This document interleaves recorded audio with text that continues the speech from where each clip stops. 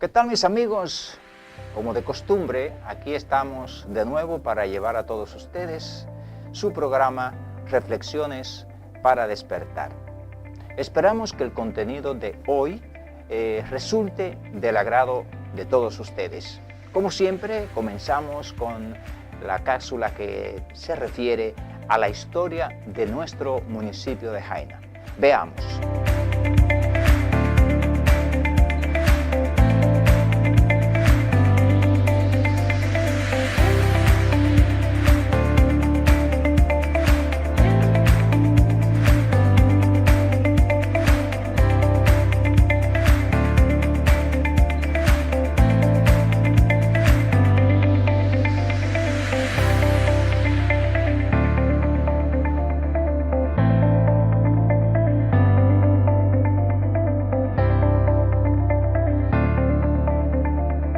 Vamos a hablar específicamente de lo que fue lo que es la laguna de Ñagá. En aquellos años, en el pasado, el municipio de Jaina contaba con unas 4 o 5 lagunas que, siendo de ella la más grande, la laguna de Ñagá, entre la Tinaja, que era el nombre de otra laguna, la laguna Chiquita y la laguna Señora. Estas tres últimas desembocaban en la laguna principal, que era la laguna de Ñagá, por estar esta más cercana al mar, digamos en el sector de Gringo.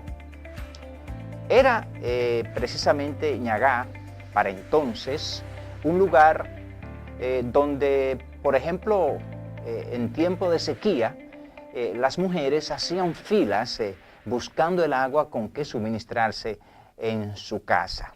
Eso era en una época del año cuando escaseaba el agua en el municipio de Jaina. Estamos hablando de la década del 10, del 20, del 30, por allá.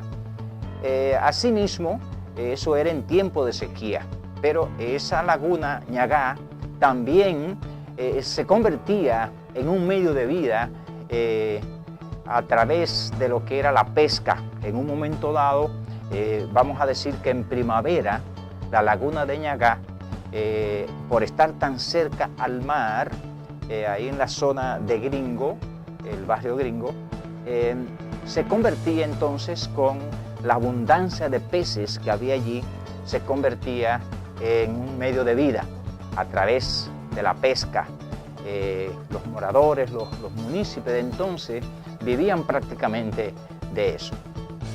De igual modo, con una exuberante vegetación que tenía alrededor, un manglar hermoso y muchos árboles, una arboleda extraordinaria, se convertía también en una crianza Ñagá, se convertía en una crianza de aves.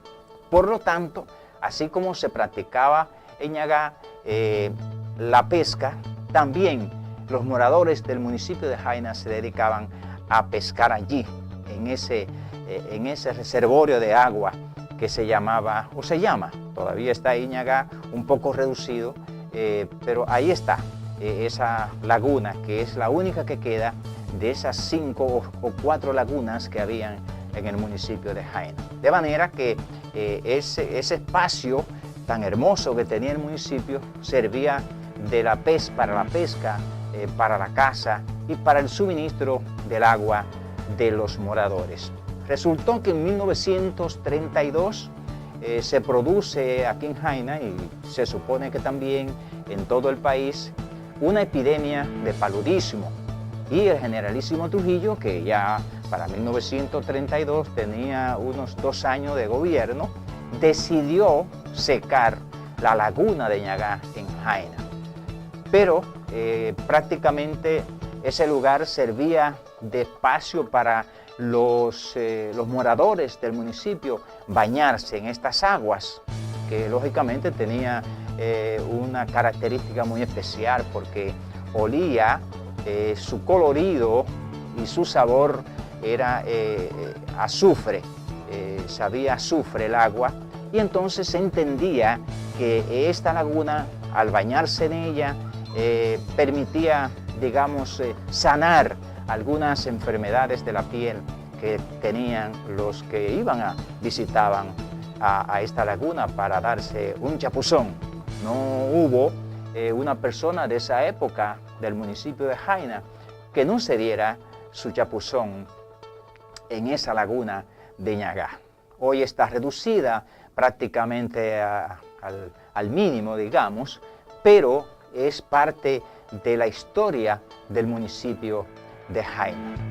Ñagá, aparte de eso, era una gran cangrejera, digamos, porque había tantos cangrejos en esa zona de Ñagá que aquello era algo fuera de serie. Y entonces esos cangrejos tienen una historia hermosa, y es que allí, en ese lugar, en esa desembocadura de esa laguna que fue Ñagá, ahí en el espacio de la playa Gringo, se libró una de las batallas más significativas de la época, que fue la batalla de los cangrejos. Aquella invasión que se dio de los generales ingleses Penn y Venable en 1586 por allá, se da ahí la batalla de los cangrejos. ¿Y qué ocurrió en esa batalla de los cangrejos? Bueno, es que el enfrentamiento de las fuerzas españolas ayudado por los dominicanos, se enfrentaron con los generales Penn y Venable y se replegaron los invasores o los corsarios al alta mar, y entonces mandaron en la noche una avanzada a ver cómo estaba la costa. Y resulta que había tanto cangrejo en esa zona de la laguna de Ñagá que el choque de las muelas de los cangrejos, el choque de un cangrejo con otro, producía un sonido como si fuera un ejército o un grupo de caballos corriendo.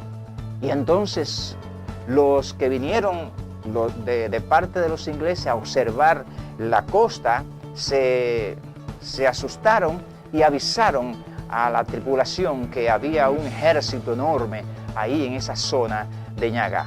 Eso originó que entonces los ingleses se fueron y prácticamente abandonaron y perdieron la batalla.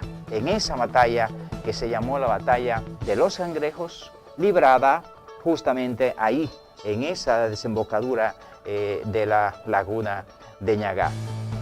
Nosotros hemos encontrado en nuestras investigaciones algo interesante que tiene que ver con esa costa ahí donde está la playa Gringo. Y es que el historiador Bernardo Vega,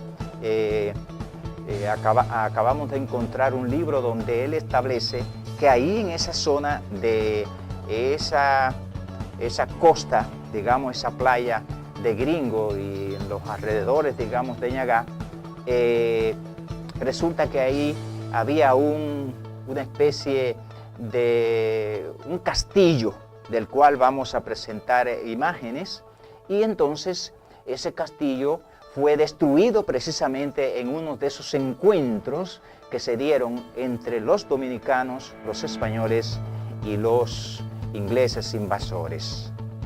De manera que Ñagá, cuyo nombre, según se dice, ¿no?, depende o viene de que uno de los generales que combatieron ahí en esa batalla de los cangrejos murió en esos enfrentamientos, y entonces se le puso el nombre a esa laguna de Ñagá. Por lo tanto, para nosotros como jaineros, la laguna Ñagá tiene una vital importancia desde el punto de vista histórico.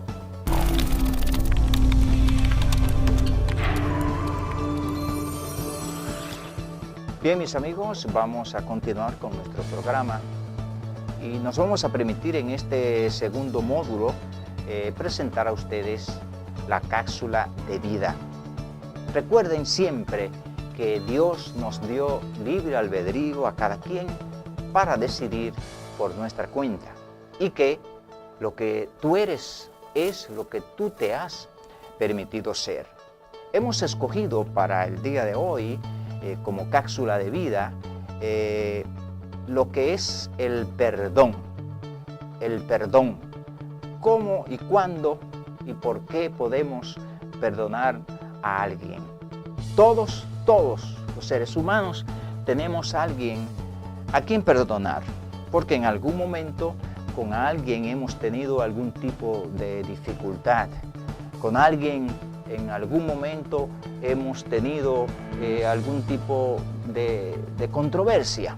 Y entonces llega un momento en que debemos llegar al punto de perdonar, que es algo fundamental para el buen vivir. El perdón, digamos que es la base de tener una vida feliz. ¿Cuándo podemos tener una vida feliz? Cuando no tenemos ninguna dificultad con nadie, vamos a decir. Pero no se perdona por el otro. Nosotros no podemos perdonar para el otro. Se perdona para nosotros mismos. Se perdona para nosotros mismos. ¿Para qué? Porque a veces el otro ni siquiera sabe que uno lo tiene, como decimos, tomado. Entonces, tenemos que perdonar para nosotros sentirnos bien con nosotros mismos, para estar bien con uno mismo.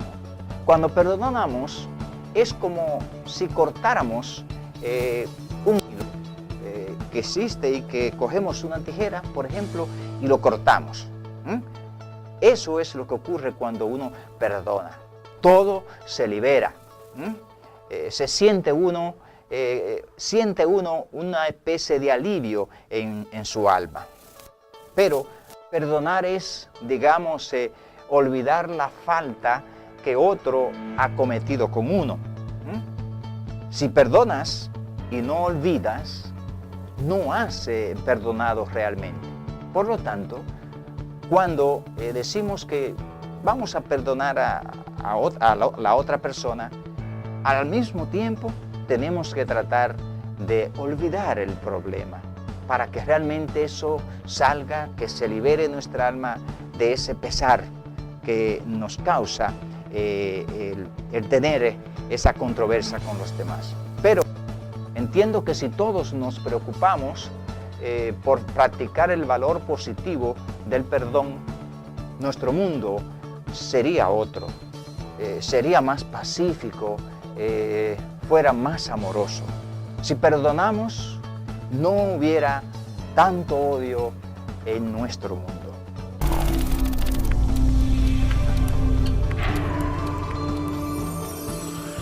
Hoy vamos a tratar a ustedes el tema del respeto, el respeto que debemos tener el uno para el otro. El respeto como valor debe existir en cada ser humano que habita en la tierra. No se debe quedar nadie que no tenga y no practique el respetar a los demás. El debido respeto es que cada quien primero se respete a sí mismo para que pueda respetar a los demás.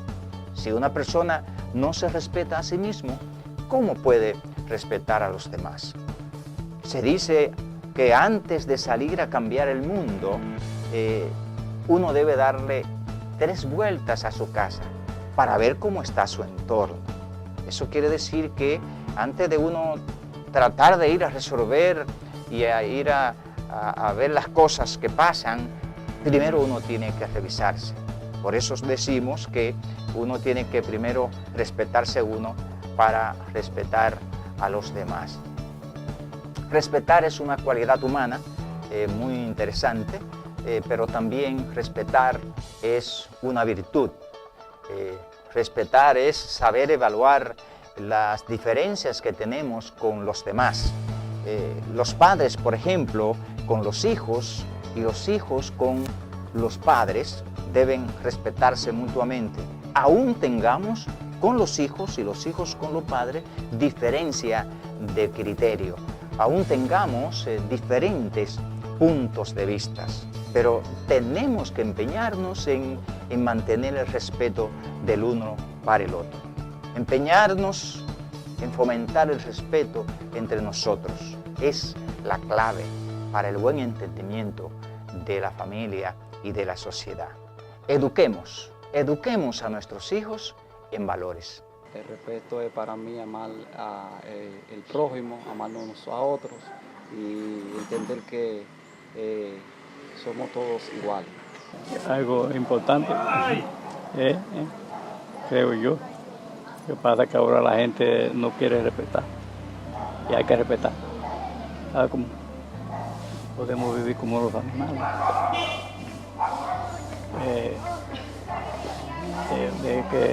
Por eso es que están pasando tantas cosas. Entonces la gente no respetan a su esposa, no respetan a nadie. Demasiados problemas. Eso lo ha generado las ambiciones. Vimos entonces las declaraciones de los moradores del municipio de Jaina con relación a este concepto, a este principio de vida, a este valor que es el respeto. Queremos recordar siempre a ustedes en el colofón de nuestro programa que Reflexiones para Despertar es un botón de alerta a la esperanza, sabiendo que todo pasa en la vida y que siempre hay un motivo para vivir, recordando también que el amor es esa cosa maravillosa que tanto necesita el mundo. Eduquemos en valores a nuestros hijos. Nos vemos el próximo sábado.